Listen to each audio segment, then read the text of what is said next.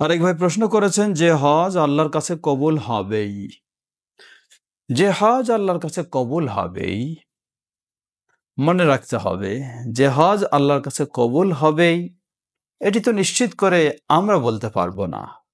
এটি আল্লাহ সুবহানাহু ওয়া তাআলা জানেন কোনটা হজ কবুল হলো না হলো। তবে আমরা জানবো হজ কবুল হওয়ার যে মৌলিক শর্তগুলি রয়েছে, নীতিমালাগুলি রয়েছে, সেগুলি যদি আমরা ফলো করতে পারি তাহলে আল্লাহর কাছে আমরা আশা করব সেটি কবুল হবে ইনশাআল্লাহ।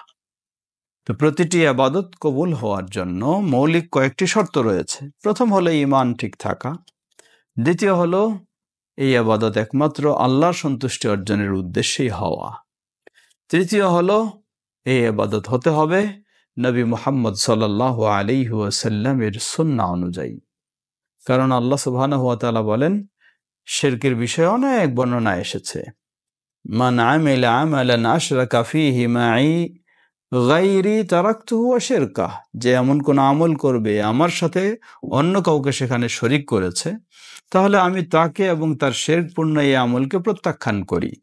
তাহলে প্রথম শর্ত হলো হজ হতে হবে শিরক মুক্ত, কবুল হতে হলে। দ্বিতীয় শর্ত হলো আল্লাহ রাসূল সাল্লাল্লাহু আলাইহি ওয়াসাল্লাম বলেন, মান আমিলা আমালান লাইসা ফীহি আমরুনা ফাহুয়া রাদ, যে ব্যক্তি এমন কোন আমল করবে যে আমলের ক্ষেত্রে আমাদের নিয়ম নীতি নির্দেশনা নেই, ফাহুয়া রাদ্দুন, সেটি প্রত্যাখ্যানযোগ্য, কখনো আল্লাহর কাছে গ্রহণযোগ্য নয়। তাহলে এই দুই শর্ত হলো মূল শর্ত।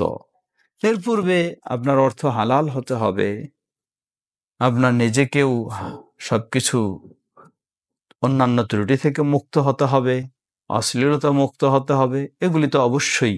কিন্তু গুরুত্বপূর্ণ দুটি শর্ত হলো, প্রথম হলো শিরক মুক্ত হওয়া, দ্বিতীয় হলো সুন্নাহর উপরে প্রতিষ্ঠিত হয়ে বিদআ মুক্ত হওয়া, না হলে হজ কবুলের আশা করা যাবে না।